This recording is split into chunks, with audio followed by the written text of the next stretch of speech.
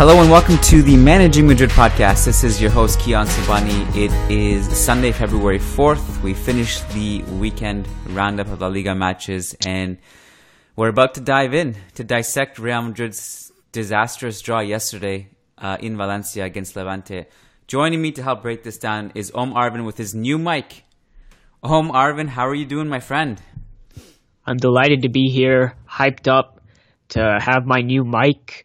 I hope everyone can hear me better now, but I'm not hyped up about Real Madrid's recent results, and the draw against Levante was a particularly bitter pill to swallow because I thought possibly we might be on the way up again, but yeah, it looks like we're just continuing down the same path, and it's really difficult to watch at the moment.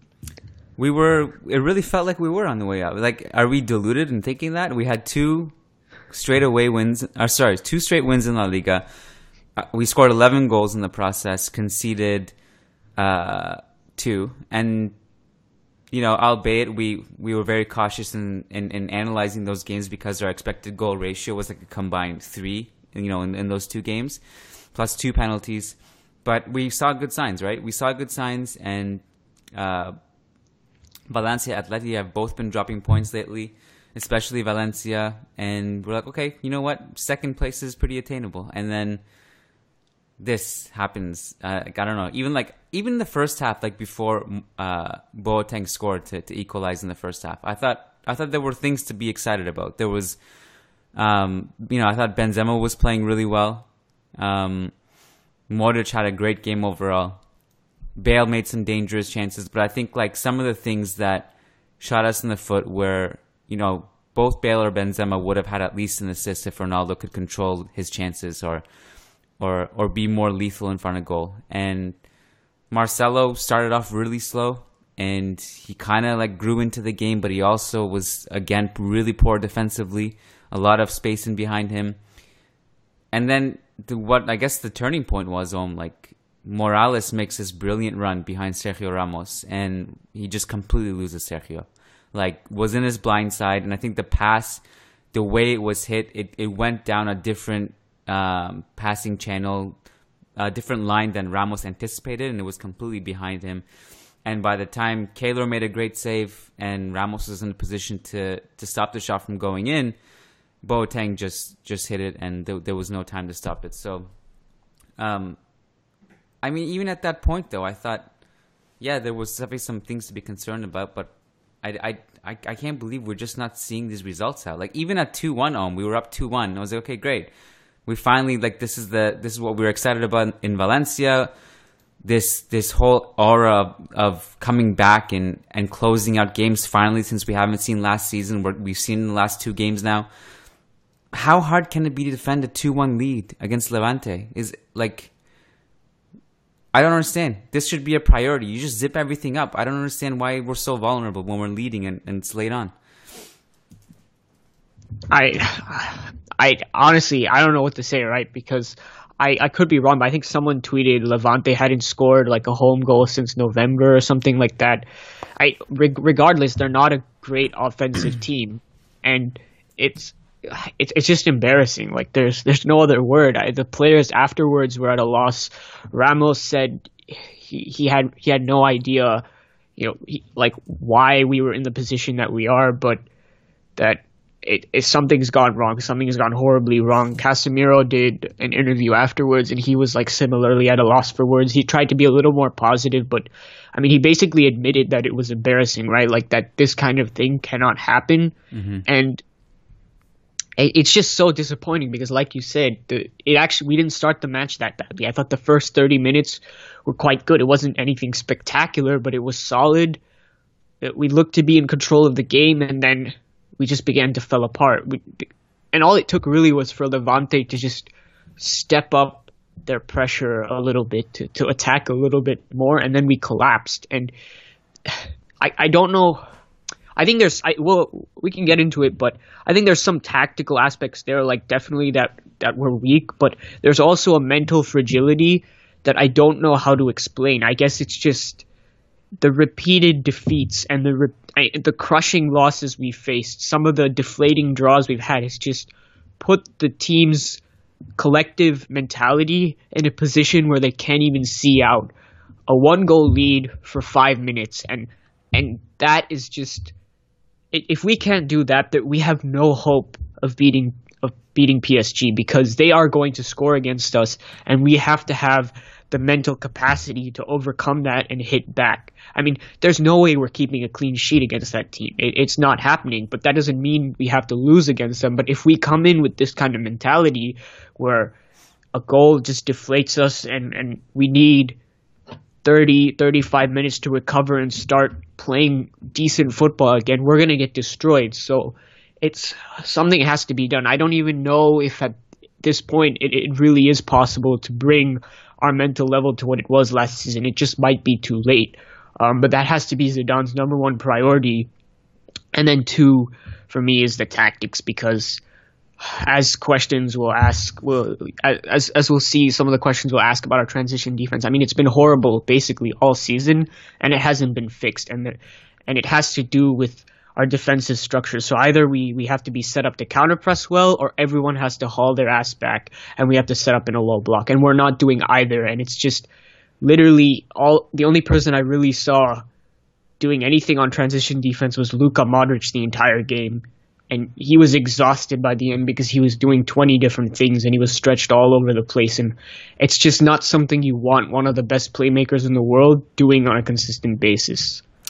I mean, it started with, there was a warning sign right before Levante equalized, right? Because I remember this, obviously, all for me, it's a blur, because I write my immediate reaction, like with 20 minutes, 25 minutes to go, I start writing it. And with like 5-10 minutes to go, you like pray that you have an idea of what's about to happen. So you kind of write your storyline, the theme, what's going to happen. And then there was a warning sign, like right before, a couple minutes before Levante scored. There was a header at the far post. I can't remember which Levante player it was. And they missed it. It was unbelievable. Yeah. I thought we were going to win.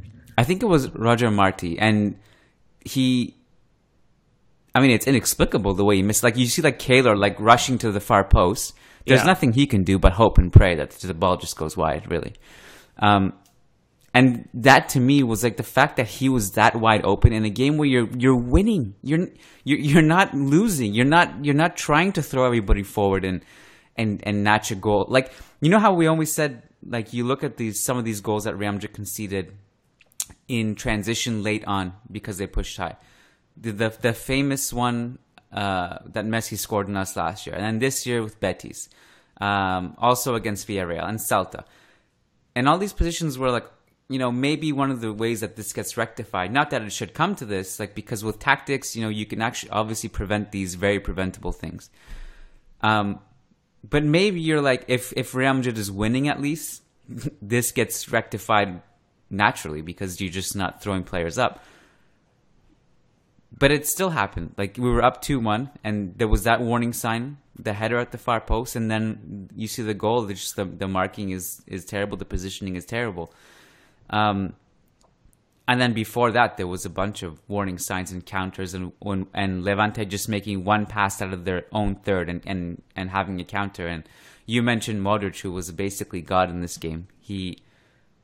I remember there was like, he was all over the place. First of all, he was definitely the most creative offensive player. And there was that one sequence where he made this really beautiful key pass. And then the next sequence, he's the deepest player on the entire pitch, stopping a counterattack. And good for him. Like, thank you, Luka, for doing that for us. It shouldn't be on his shoulders. You have so many players on the team, on the field at that moment, that should be there. Let Modric conserve his energy a bit. I don't know why he's spread so thin and why he's the one to do this. I mean, I 100% agree with those sentiments, right? And I know it's a more of a rhetorical question because you do know why that happened. We all know why that Modric had to be all over the place. It's because our midfield was all over the place, and it's because for some reason this season we just have been completely unable to deal with opposition counterattacks. So it requires players to run way out of position to fill in holes that should be naturally filled in by some sort of prior structure that exists, right? So from what I've seen, it seems pretty clear that we want to counter press in some kind of fashion. What we don't want to do the thing where we maybe have one player press, so that gives everyone time to retreat into a low block. I haven't seen that in any sort of consistent fashion this season. It seems to be that we want to keep everyone up high, counter press, and try to win the ball back. But first of all, the commitment isn't nearly consistent enough for that to be a consistent game plan if that's what we're aiming for, and I think that's what we are.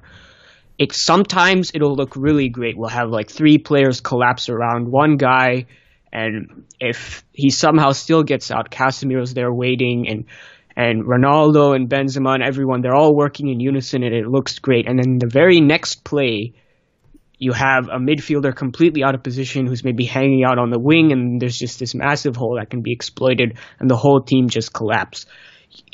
This is tactical fundamentals right here. You have to prepare your structure in advance if you want to counter press, right?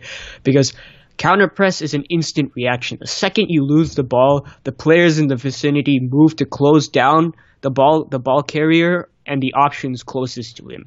So he has to either, play a stupid long ball, or he gives up possession. And if you do not prepare your players to be in the right positions before the ball is lost, then logically you cannot counter press effectively. And it's sort of been a thing we've seen with the Zidane era where we don't always do that well, but usually when it comes down to the necessary games that we need to win, we see the right commitment from the team and we see the right application of tactical principles. But this season, it just hasn't been there. We have not been adequately preparing to counter press. Yeah. So I think the solution now is if that just isn't going to happen because it's a commitment issue or because Zidane just doesn't know how to deal with it anymore. The solution would then be to have what Mourinho did in his seasons at Madrid, which was have one or two guys like the striker and the winger would press really, really hard and just essentially make sure that the person on the ball couldn't pass his way out or make a really good pass up the pitch for like 2 or 3 seconds, and everyone hauls their ass back and we form a nice, neat defensive structure in the middle of the pitch, and we're set, and we can't be cut apart easily. And that's even simpler than preparing for a counter press, and I think that's where we need to go from here, because at this point I just get really, really nervous whenever we lose the ball, because I no longer have this confidence that we're going to press effectively. I think it's just we're going to allow a pass, and it's 2 versus 2 against the center backs, and it's a disaster. We're unintentionally answering a patron question, so I think maybe it might be a good time to actually jump into questions and start with a question that immediately actually leads into what you're talking about, So as you all know by now, patreon.com/Managing Madrid. You can go there and pledge if you like the show, little as $1 a month, and you can pledge higher than that and get different rewards. And if you like the show, you want to support it, please consider visiting us at patreon.com/Managing Madrid. First patron question is from Mark Rady. He says, how do we fix being hit on the counter? We all know that when teams break on the counter, we are weak. How do we fix this? So you mentioned this a little bit. I think one of we have brought up the idea of the counter press quite a bit. And I think that the most worrying thing for me is like it's almost like a pie in the sky dream at this point, because we haven't seen it successfully applied. And one of the ways this is very famous, and there's no really need for me to keep saying this, but one of the things that Guardiola did, he took a team that wasn't good defensively, and he was like, how do I get a good defensive line from a team that can't defend? Well, we just mask it by holding the ball forever. And if we lose it, we have 6 seconds to get it back. And with City, I think he probably has even broken that 6-second record. I don't know. But the counter press is something that requires so much cohesiveness and understanding, and to kind of implement it on the fly, like halfway during the season. We've shown good signs of pressing under Zidane. There's no question.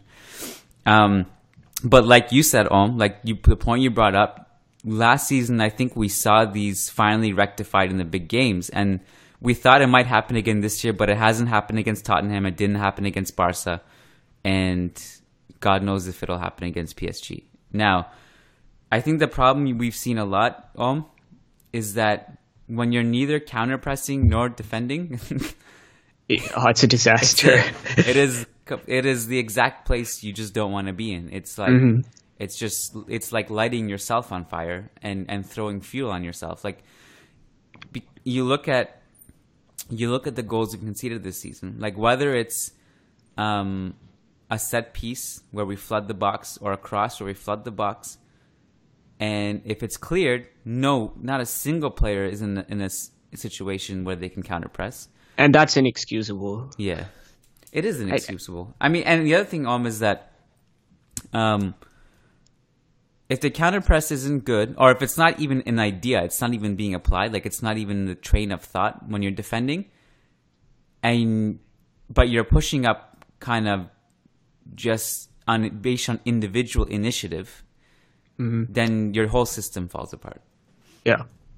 And that's kind of the thing I don't understand, right? Because you mentioned this kind of halfway between pressing and not pressing that just results in a disaster essentially.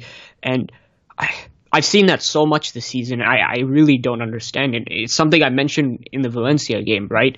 How for the first 5 minutes it looked like we were pressing excellently, and then we just stopped, but we didn't retreat in our defensive structure. We still had a structure that was meant to that you could press effectively in, but we didn't press. So Valencia entered the final third with ease, and that to me highlights the commitment issue. How I think just Madrid's the head of our players just might not be in it anymore.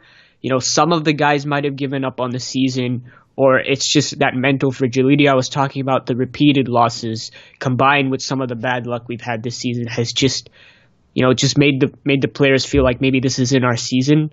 Combined then when you look at the counter pressing and really just the abysmal structures combined with some tactical issues, and it just feels like everything that could be going wrong is going wrong, right? Like Murphy's Law in that we have bad luck, the tactics aren't right, the players aren't performing in a way that could cover up some of the tactical issues like happened last season at times. And it's just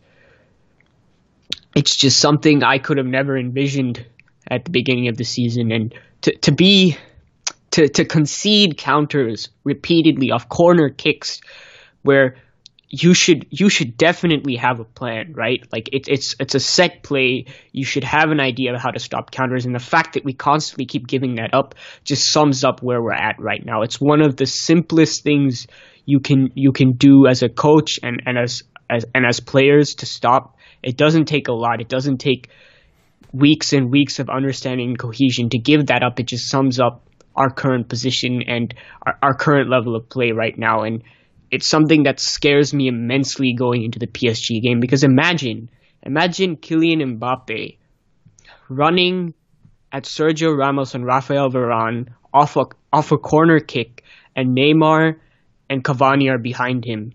It just, that thought just terrifies me. Well, because I think Ramos will be in the box already. He's not even defending that in that situation. Yeah, I mean, good point. I mean, and that just terrifies me, because there's no way that those three don't convert that situation into a goal. So if we can't even fucking defend corner kicks or our offensive corner kicks and be prepared for that, I don't even have hope that we can counter press effectively. So like I said earlier, we should be simpler. We should have one guy. It was usually Higuain or Benzema with Mourinho, press really hard and in a way that it allows everyone else to retreat. And then we go from there. And then, the corner kick, free kick stuff, it's simple to solve. And it absolutely has to be if we want any chance of winning the Champions League tie. My only, from a psychological standpoint, if anything lights a fire in these guys for that game, is that they're all talking about it. Like, after every game, all we hear is, we're still fighting for the Champions League and we have a big game still against PSG. I mean, from their perspective, that game is the only thing left through the season.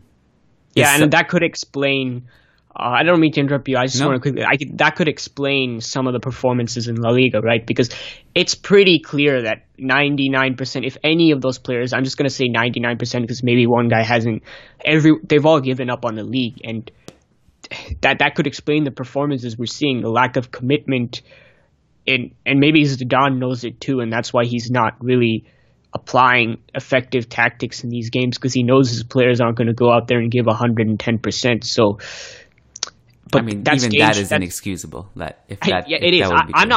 I'm not defending that at all. Yeah. I'm just saying that's something the players, because right, they're human beings. They experience those emotions, and they wouldn't be human if they experience that. Obviously, we demand more, right? The professionals, they shouldn't be doing this. And it's dangerous because, sure, the league title is over, but now we're in a position where we're thinking, well, fighting to qualify for the Champions League is something we still have to do now. Obviously, I'm not going to go ahead and say we don't qualify, but just looking at it mathematically, we do have to play well. We do need to continue to win if we want to qualify. And so for the players to give up in the league when we're still in a position to fight for something is worrying. And it's so hard to just turn on a switch when you've been playing this badly over and over again to then go against one of the best teams in Europe and say, well, everything that has to go right will go right now, and we're just going to turn that switch. It doesn't work that way. So I thought this was the period, right, where we could build momentum up to the PSG match, and it looked like we were doing it. But I think this Levante game has just destroyed any thought of that, and it's really going to take something special from our guys, from Zidane, to really to get back to that potential that we know they have, so that we can beat PSG and move on to the next round. I mean, this is only the round of 16 too, right? Yeah. We're bigging this tie up so much, but we get past PSG, we could face Barcelona, we could face Bayern Munich. I mean, this is just the beginning. I mean, they're looking at it the same way because they obviously just want the Champions League. It's on their radar like crazy, especially after last year's fiasco. And League One, I'm sure, means only so much to them. With all due respect to that league, I'm sure the European crown is what they want. From a Real Madrid perspective, if this is what you've been building up and looking forward to all season, there's no margin of error. You can't tank this. You have to go out guns blazing and play the game of your life, because otherwise, nothing would make sense. Like the build up to this game, the way they're like talking about it after the press conferences, saying, we still have that big game and we're Real Madrid, blah blah blah. You better come out fighting like we know you can.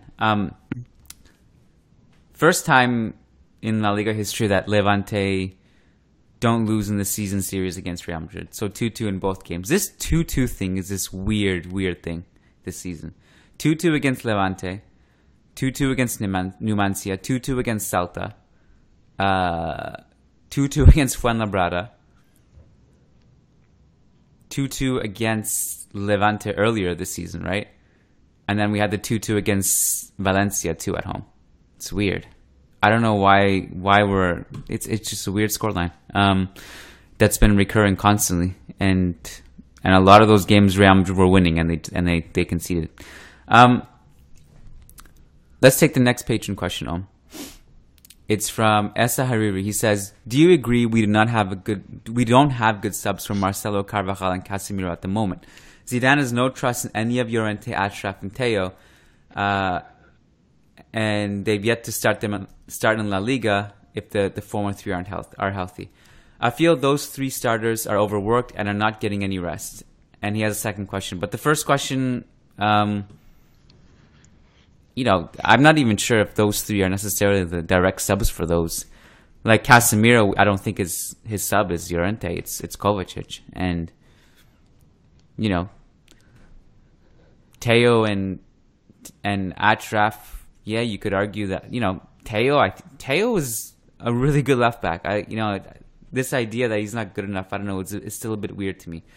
Having seen him start game in, game out in La Liga last season, and he was really good. I don't know if it's a matter of not being good enough. Like, all these teams, by the way, were getting scorched by It's not like any of these guys have any players better than the players on our squad. That's just the reality. Yeah. It's not Yeah, like I we think bring in anyone else, and like, let's say we bring in all of Levante's wing backs off the bench. It doesn't make a difference. Like, it's not that we have inferior players, is my point. Like, any team that Zidane has put out there has suffered this season.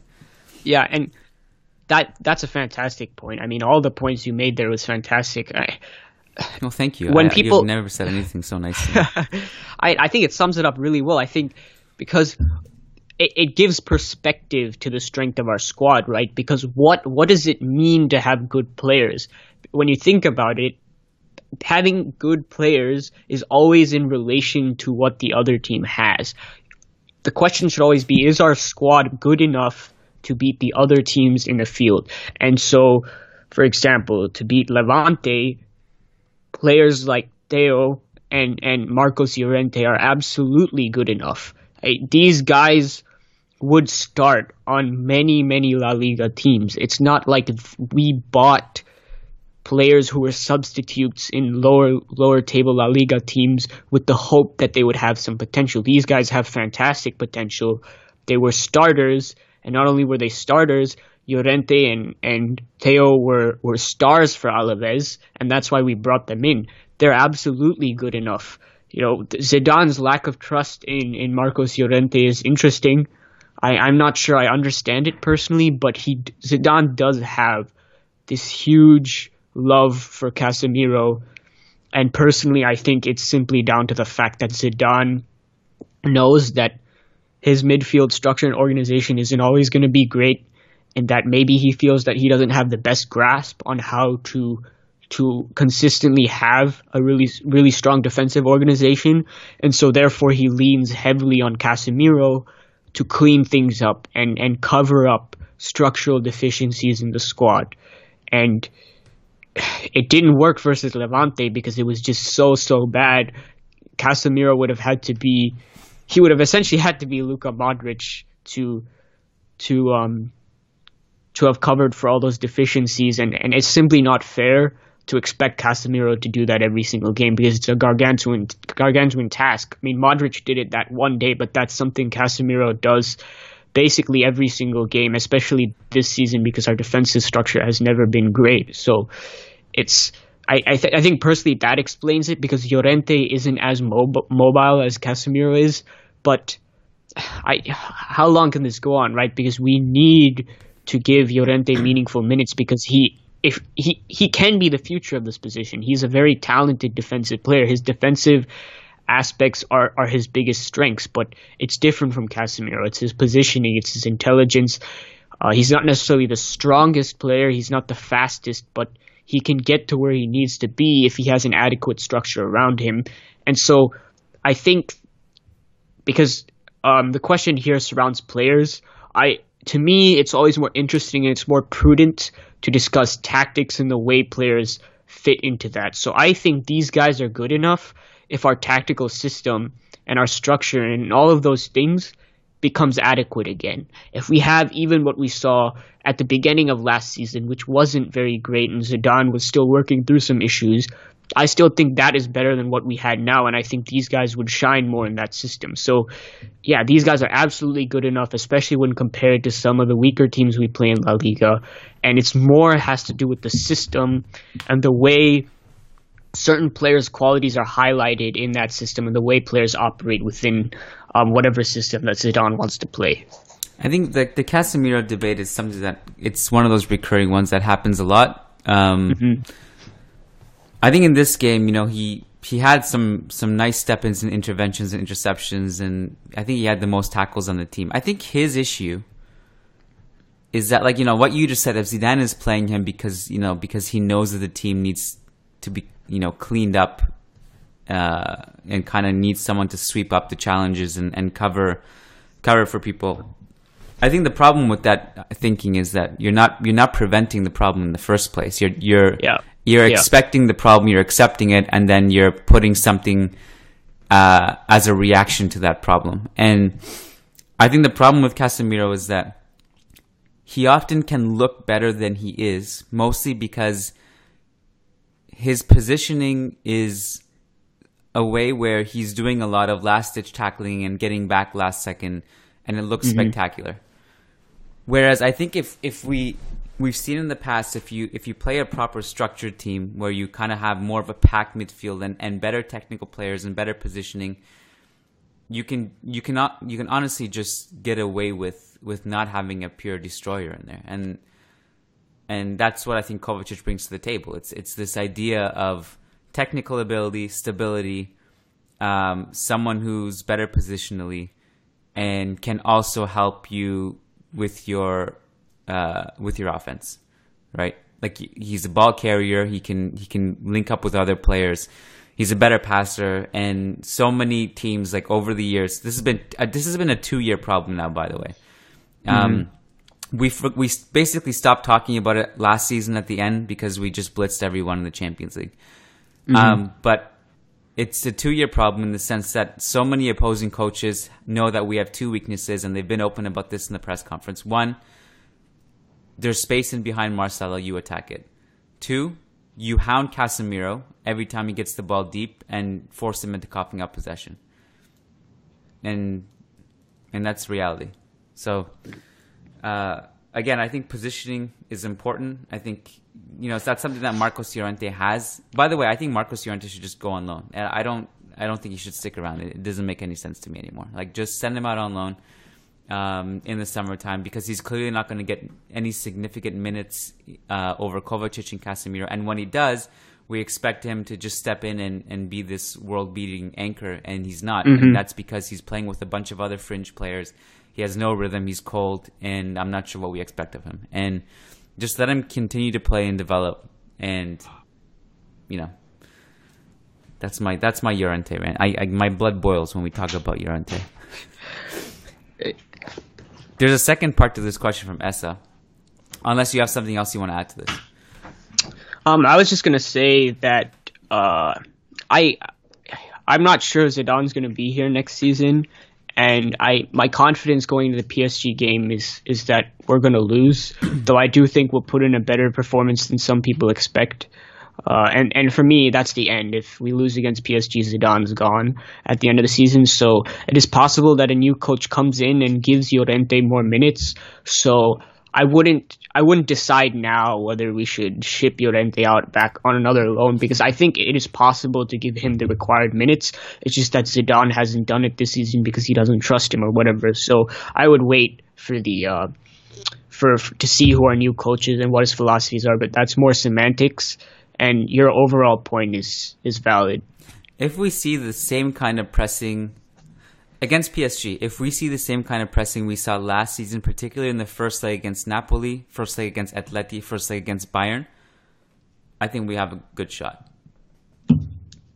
Then again, we don't know if we're going to see it. Yeah, I mean, but it's a big if, right? Like, yeah. If we play like we did last season, we obviously have a shot, but we haven't been playing like we have this season. So, I don't know. I mean, yeah, I agree. Like, that's the thing, right? It's so hard to predict because it's not like what the level we're playing at right now is the level you'd expect of Real Madrid. There's a huge range of competency for this team right now. There's a lot of room to improve. So, maybe we can attain that level, but it's just so difficult to imagine at the moment. The second part to SS question is about Fede. So he says, what are your updates about Fede Valverde? I watched this clip on him on YouTube, and the guy looks great. Yeah, I'm sure the YouTube clip was probably of his compilation of things he's done last season and over the summer and in preseasons, because he just doesn't play with Depor. And you thought maybe when Pepe Mel got sacked, it would get better. And Cristobal didn't play him. Now Cristobal's sacked, by the way. And Clarence Seedorf is the guy apparently taking over, which is interesting. But Valverde is not really playing. So we don't really, that's the update essentially this season. He just doesn't play. And anytime he plays, he's not really in sync with the team. He's not playing in his proper position. They kind of put him to the left a bit. And the other guy, like him and Febas, were kind of running the show at Castilla last season. Febas is playing regularly, but he plays in Segunda with Zaragoza.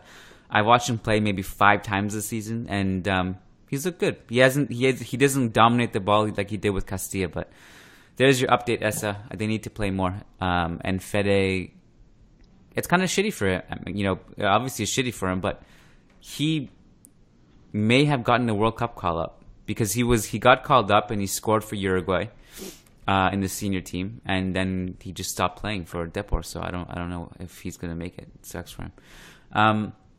Sayantan Nandi says, why the hell does Zidane keep on subbing Bale around the 65th minute every match, and why didn't we buy center back in January? Knowing two of our center backs are injury prone, Ramos is coming back from injury. Zizou has gotten all the leeway he can as a manager, hasn't he? So the center back question, and I actually addressed, what was it, last week or 2 podcasts ago, I think? We talked about Diego Llorente. We talked about the risk of going into the season with your 4 center backs being who they are. So with respect to our other listeners, we're not going to repeat the answer and keep talking about the same thing. But do we have anything further to say, about Bale getting subbed off every game? I don't know what to say other than I don't really understand it. I mean, I guess he wasn't amazing against Levante, but who came on for him again against Levante? It must have been Lucas, wasn't it? Hold on, I'll pull it up in a second. But but continue. Yeah, so it's something I don't really understand. I guess it's just Zizi trying things at this point, and it was for Isco. Oh yeah, we moved to a diamond Yeah. when we needed to defend counters, which was a very interesting change. It's just, I feel like Zidane with this squad, I wrote an article at the very beginning of the season about this, how his number one priority above tactics, above everything, is to ensure that he's giving minutes to everyone, or at least the players that he likes and feels like deserves minutes. And so it became very clear last season that he just can't leave Isco out to dry, and that Isco was kind of vocal about saying that he would move on if he didn't see a future at Madrid. And obviously Isco is a fantastic player. He came on, he scored, even though I felt the sub was wrong because of the formation change, though I did think Isco could make an impact, and he did. So he wants to give a player like Isco minutes because he's very high quality. He could start on most teams in world football. There's very few teams that would say no to Isco. And obviously Asensio keeps coming on because he's Asensio. He has a very bright future ahead of him, and we don't want him to stagnate. And with Bale's injury issues and the fact that Ronaldo is not, even though he did get subbed off when we were ahead, he's rarely going to be subbed off in situations where we need to win. It makes Bale and Benzema the 2 players that are always going to be subbed. And it's disappointing because for me, most of the times the problems are in midfield, or they have to do with tactics.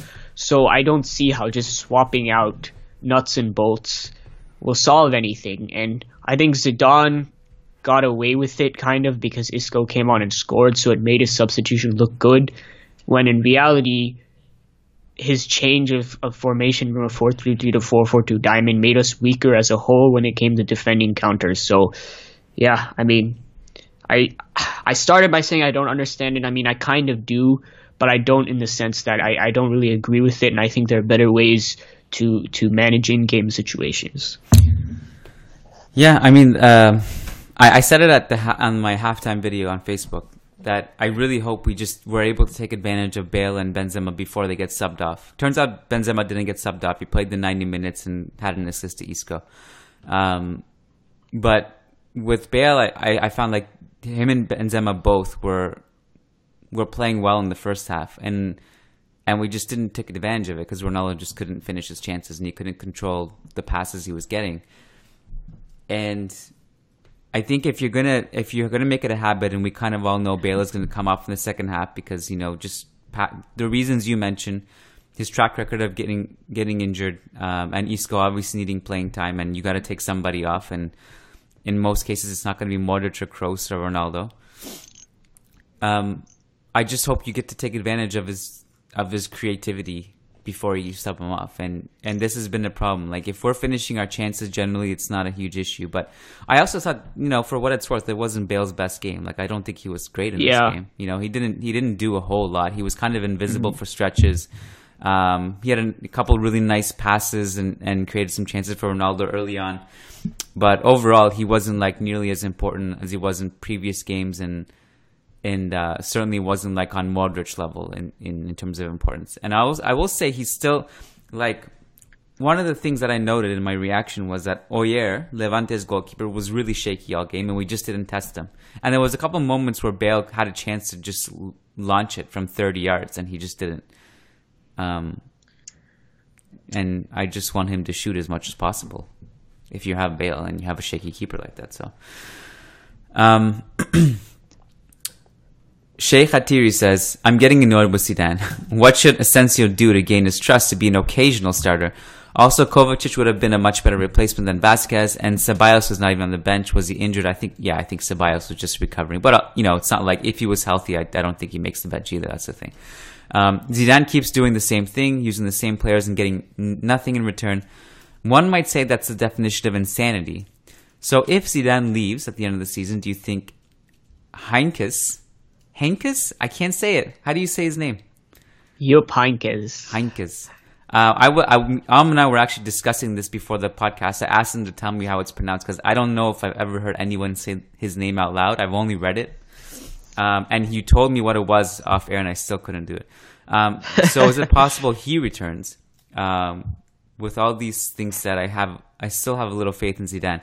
After all, he is Zidane, and I'd still give him one more season if he provides a plan to make serious readjustments. So, I don't think Heinkes ever comes back. I think the guy just wants to retire. The only reason he's coaching right now is because the team he loves really needed him to step in. That's it.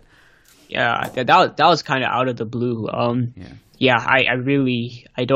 I haven't seen anything that would make me think he'd come back. Like you said, he came back because Bayern essentially begged him to come back as interim coach. I highly doubt that he'd even coach Bayern this season after this one. So, I don't really see that happening at all. No. I think we've talked about the subs enough. I don't know. Do you have anything to add? Asensio, for what it's worth, I think Asensio... I guess he technically him and Ceballos could be playing more, but he's getting good minutes this season. It's not like... Yeah, Asensio's minutes have been all right. We all knew it was going to fall off once Ronaldo's suspension was over and Benzema gained his fitness and Bale came back. It's something that just players lower down the pecking order have had to live with, and then it's a thing with Real Madrid that they eventually get their chance to shine with injury or something. It was Isco's case under Ancelotti, Isco's case under Zidane. I'm fairly okay with how the Asensio thing is going. I don't blame Zidane for trying to get BBC in rhythm before the PSG game because that is obviously the trio he is going to play. But looking forward in the league season, I don't think it would hurt to give Asensio more starts because the league race is over, and I don't think it's a huge downgrade to put Asensio in and ask us to win games because I think he's capable of doing that. Isn't this essentially the argument that we can make that losing James is not as detrimental as we thought? Because we know James is great. No one is arguing that, but if we're complaining about Asensio's playing time, if James was still here? Exactly. He wouldn't even see the light of day. So what's the point? Yeah, like that. I don't want to spend too much time on this, right? But I never understood the argument that we miss James big time. Like, theoretically, we could, right? Because he's fantastic. Like, I fall in love with James more every day. To start off with, he was never one of my favorite players. I'm still a huge Isco fan, but I've never hated James, and his quality just grows on you because he's that good. But people always want to look at factors in isolation. You cannot analyze things without ever. You have to use context, right? Whenever you're analyzing things, and James in the context of Real Madrid's rotation system is a non-factor because he doesn't get to play. So. No, we don't miss James because Zidane wouldn't play him. Theoretically, we could, but James not being here is not the reason we're in the position that we are in. You can argue you can make a better argument about Morata, but that's a totally different story. He wanted to leave at the end of the day and blah, blah, blah. But the James thing is a non-issue for me. Here's a potentially surprising stat. Asensio's minutes in La Liga, about 930, which is over 300 more minutes than Lucas Vazquez. That's reasonable. I mean, I don't know if that surprised me. I mean, it might surprise other people, but it doesn't surprise me because I've talked about this stat before. How Asensio has virtually been subbed on every single game he's been on the bench, and he got lots of starting time when basically all of BBC was out for various reasons. So, and Lucas has really only seen time off the bench, and his only starts have really come in the Copa. So, I mean, that's fairly decent time. It's not spectacular. He'll probably come around to like 1,500, 1,600 minutes by the end of the season. But I think given like how deep the squad is, especially in attacking areas, we knew that's how it was going to be. And it's only going to go up moving forward, especially if we sell one of the BBC this summer. Question from Leon Stavronakis. He says, if Benz were unavailable for a big game, who would you play alongside Ronaldo and Bale in a 4-3-3? The choices are Borja or either Isco or Asensio as a false nine. I know Zidane would probably revert to the diamond, but a guy can dream, can't he? I mean, I think this is something we can quickly answer. Do you want to go first? Yeah, I mean, I've talked about this plenty of times before on Twitter, on previous pods. I'm just not a fan of Isco or Asensio as a false nine because it's a false nine is a striker, is one of your primary goal scorers who also has the capability to drop in midfield and link up play. And there's very few players in world football who can do that and still provide an effective presence up front. And we've tried false nine systems before. We used James there. I'm pretty sure we've used Isco there. It hasn't looked great because they simply don't know what they're doing up there as a striker, right? They always want to move deeper than they should. And there's a loss of presence up front because being a false nine is essentially balancing the duties of a striker, an attacking midfielder, and also at times sort of like a controller in midfield. And it's just not something I think Isco and Asensio would handle to the greatest capacity. I don't think it's the best use of their qualities. I mean, there's a reason literally Benzema, Messi, and then Francesco Totti are like the only three false nines that one can really think of over the past decade. And if you look at their skill set, it doesn't really match up to Asensio's or Isco's. I mean, part of Isco's and Asensio's skill set matches up to those players, but definitely not the part about being a striker. So, I mean, I would be more comfortable playing Mayoral as a striker, in all honesty, in a big game over Isco and Asensio as a false nine. But what I'd probably do is I'd put Ronaldo in the number 9 position and put Asensio out wide and Bale out wide and go from there. Then I'd say Mayoral would be my next option. And then I'd say the false nine thing. Well, I might counter that, actually. I might counter it. I think Isco and Asensio can pull it off. I think Asensio could probably pull it off a bit better. But I only say that because we have a very tiny sample size where it actually looked amazing, and that was with Spain against Italy, where they just went crazy in Isco.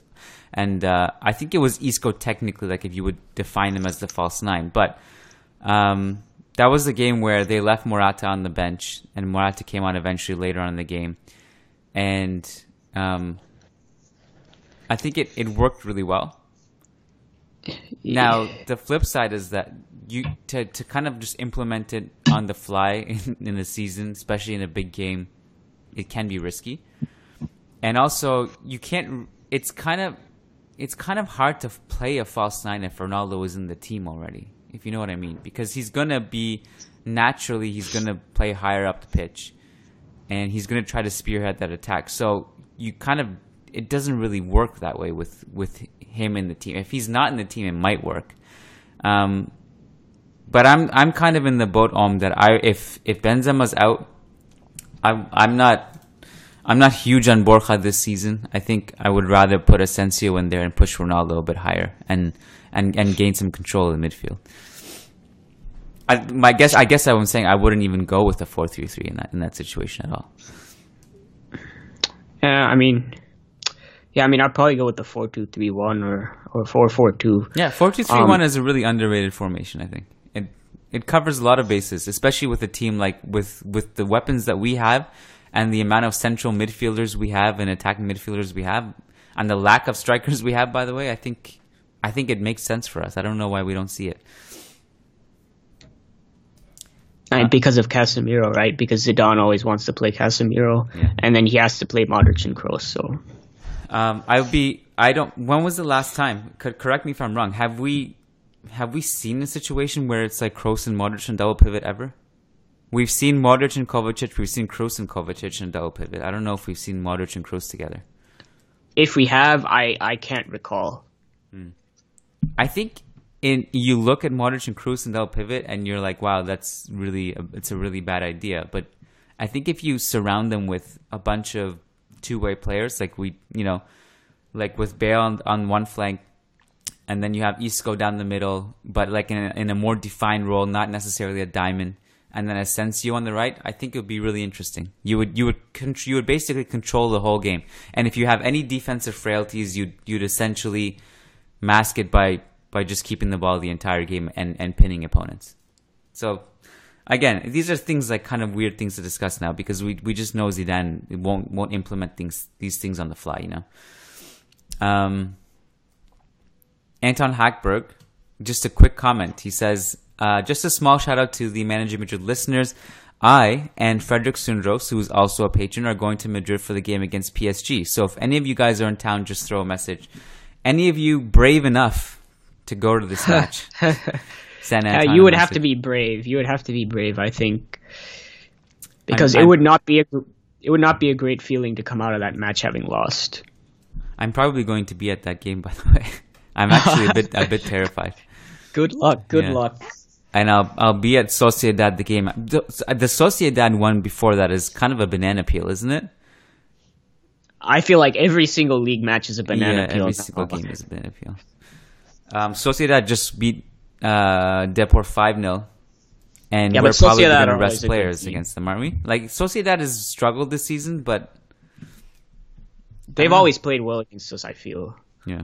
Or they managed to turn up. Like they have a proud history. They're a proud club, so they turn up in the big games usually. Question from Alex McVie, and I think this will be the last question we take, and we don't have time to take any others. But Alex says, I'm a longtime patron, the first time question asker here, with a question for the next time you're all recording a podcast. So Alex says, it's looking more and more certain that Zidane will be on his way out at the end of the season. As someone who, over the course of the last 2 seasons, fell in love with the exuberant, pants-ripping, back-to-back Champions League winning, B-squad rotating, man-managing, shiny head-having man known as Zidane, this fills my heart with sadness. So I would love for those on the podcast with a bit more knowledge of Madrid's history to talk about managers in Madrid's past who have been hired, fired, and then rehired. I know there are a few managers who have served multiple terms. Di Stefano and Del Bosque stand out in my mind. Are there any historical parallels between Zidane and any of Madrid's multiple-term managers of the past? Do you think there would be any value in letting Zidane go this year so he can develop as a coach, only to bring him in a few years down the line once he has gotten some experience? Thanks for the insight. This is a fun question, Alex, and thank you for asking it. I guess you can kind of break this down into a couple separate discussions.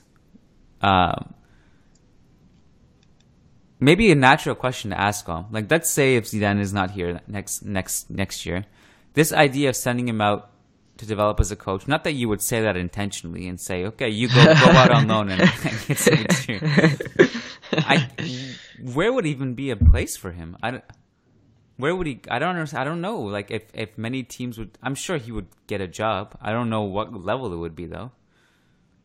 Is it a big team? Is it a smaller team in France? Do you have anything standing out to you here? Can you think of anyone? A good fit? Not off the top of my head. I mean, I think a smaller squad after this bigger one would be better for him anyway. So it's like less managing egos and stuff, because we want it. So if there's this idea, right, where we let go of Zidane but keep the window or the door open for him to come back, which, you know, is never going to be a bad idea, right? We should always be open to bringing back managers if they're good enough. Then he should look to expand his skill set. So he should probably go to a place like a lower table League One side or something to that effect, that will have him grow in different areas. Because honestly, his strengths are still the whole managing egos things. His motivational ability, I still think, is one of his strengths, even though it's one of the harder things to judge. It's that type of intangible stuff that he's good at. It's the questions over his tactics that have always remained. It's if he goes to a squad that doesn't have that much star power to perform well, he would have to really sharpen up his tactics on a consistent basis. He couldn't just, you know, put together a good plan in big games. It would have to be consistent. He would have to develop a proper philosophy so that his players could be able to perform consistently. And those are the kinds of things that he would have to develop in. And I don't think that we would see that if he went, for example, for some reason he went to Bayern Munich, because like we said, we don't think Heinkes is going to be there after this season. It would be back to more like results oriented type football and managing the egos and not having as much time as you would in other jobs to focus on tactical issues and focus on more fundamental things. So yeah, I think I agree that he probably won't get a job at a bigger club after leaving Real Madrid, and that it's probably best for him if he didn't, because new experiences are always a good thing, especially if they're going to teach him new skills. And if he's to come back, then we want him to improve on the things that are currently weaknesses or things that he's not the strongest at the moment. Could be interesting to see him somewhere like a Lyon, you know? Yeah, I would definitely follow his career if he moved, and to see how he developed, because I honestly talk a lot about Zidane, and some people feel like I have a good grasp on Zidane's tactics, but sometimes, man, I just feel like I have no fucking idea how good he is, what he does. Like, I just sometimes I feel lost, right? Because it's such a hard thing to analyze a manager's ability in the context of Real Madrid and with the quality of the players. Is it Zidane who's influencing the win, or is it the players? It's so difficult. There's so many goddamn factors here. I would be interested to see how he performed elsewhere, and just out of sheer curiosity to finally understand the enigma that is Zidane, I would follow his career and see how he develops, to really figure out, you know, who he is, what are his true strengths, what are his true weaknesses, and what is it that he needs to do to move forward to become, you know, one of the legendary coaches in this game. I mean, it truly is an enigma. Like, if you were ever to call anything an enigma, it's Zidane. Because you just don't understand, you don't know how to read him. Because he went from having one of the greatest seasons in the club history, and immediately followed with one of the worst in the club history. And then we've seen, like, over the past couple of years, like, tactical anomalies that have worked so well and have been such a deviation from what he normally does, and then we just don't see it again, and we're like, okay, well, that was great. What happened to that? What happened to that great counter-attacking scheme against Athletic last season? What happened to that narrow line against Barca in the first Clásico he took over? Like, it's kind of weird. And then, yeah, I just don't know how to read him. Here's a list of managers who have had more than one stint with Real Madrid, and they've been rehired after being fired or whatever the situation. Camacho, who was a nightmare. Both times he came, he just quit after like 2 weeks. He's like, I'm out of here. I don't want to do this anymore. Capello, successful in my opinion in both his years where he was fired. He won the league in both. Del Bosque actually had 3 stints.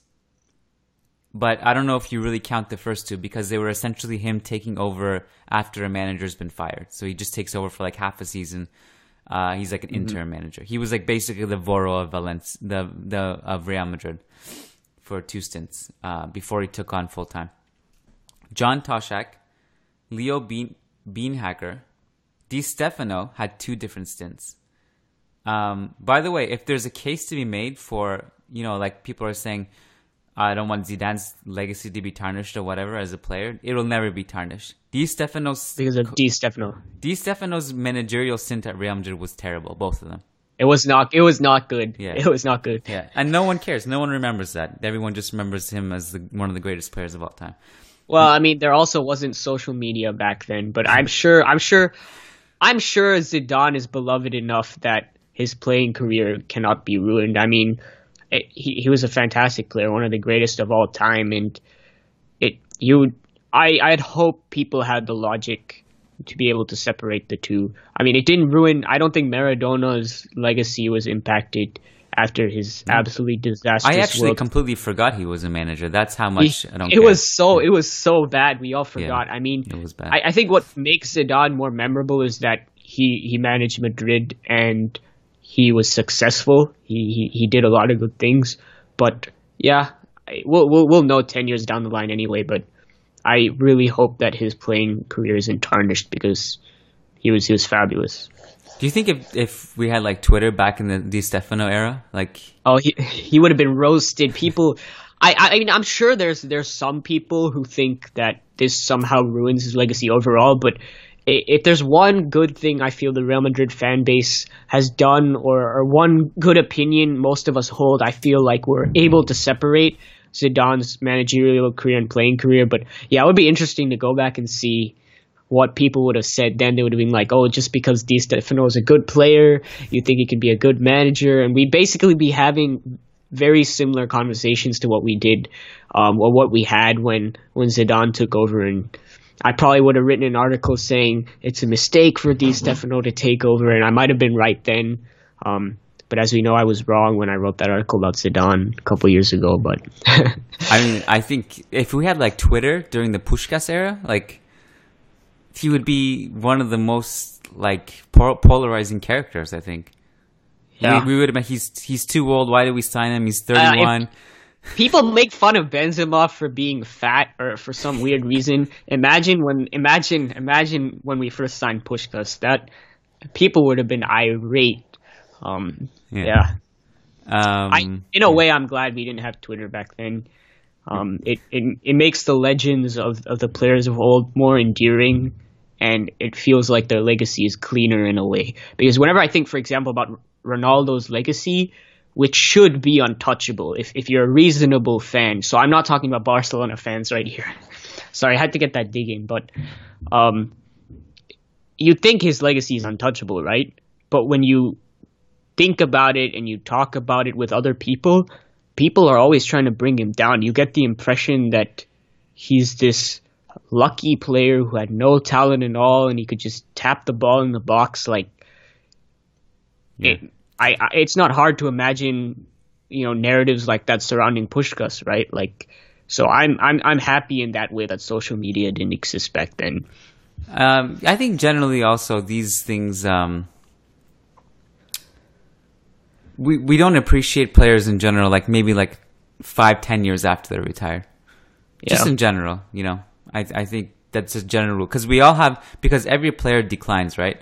And then we all have a recency bias when that player's during their decline. And then like years later, we're like, oh yeah, their career was actually incredible. And Raul is a great example. Yeah. Raul had an early decline and it was steep. Like 2003, he just fell off a cliff and it was inexplicable. Although I still think it was because he started to grow his hair out. His hair, yeah. Kobe's a good example. Kobe? But Kobe Kobe went out with a bang though.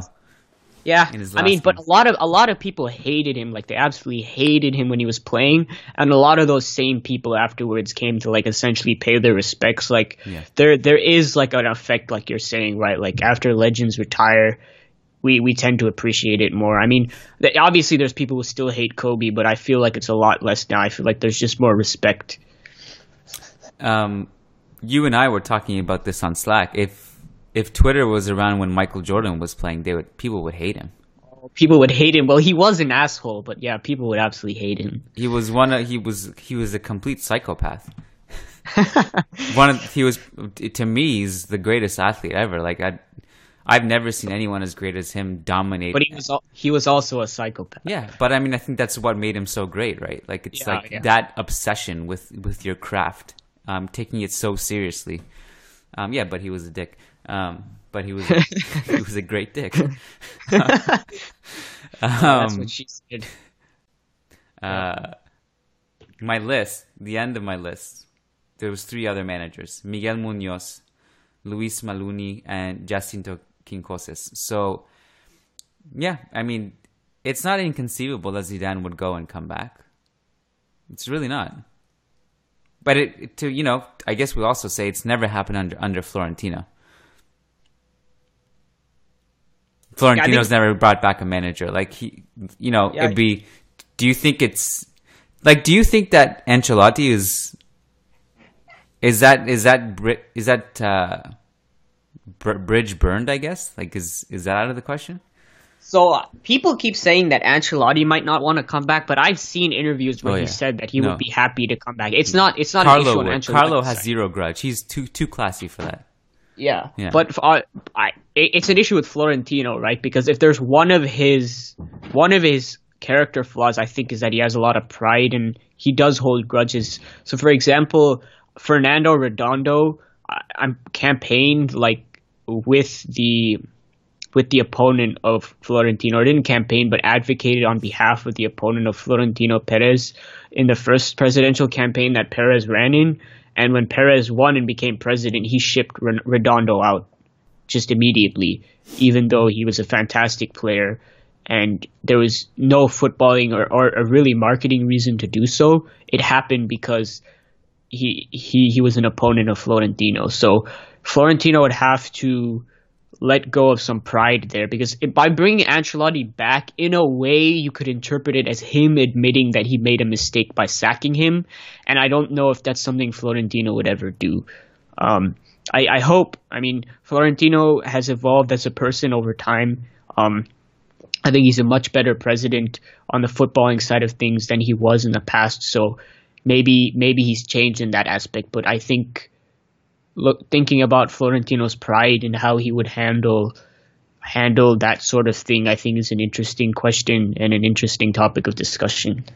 The Redondo thing, it's like one of the way that it worked out for us somehow was one of the luckiest things that ever happened. Yeah, because Makelele came in.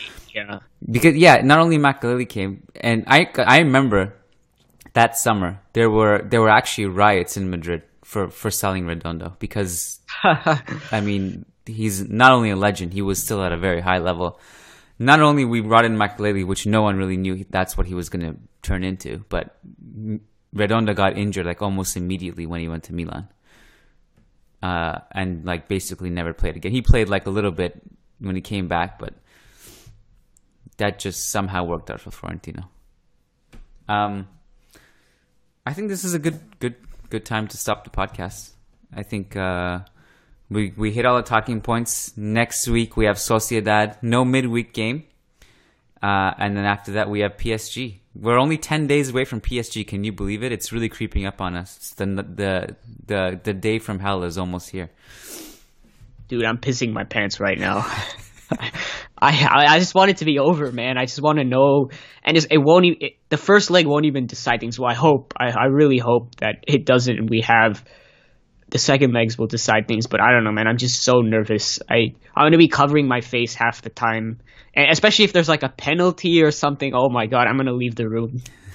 I actually think it's a blessing that the first game is at home.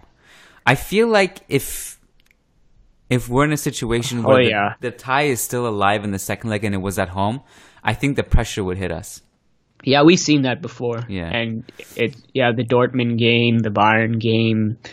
Yeah. This is where I was always on the fence whether it's an actual advantage to play the second leg at home or not. Because everyone says, oh, you have the advantage to have the second leg at home. You're the higher seed. I was always on the fence. I've never seen stats to back up this opinion I have of mine. So it may or may not be true.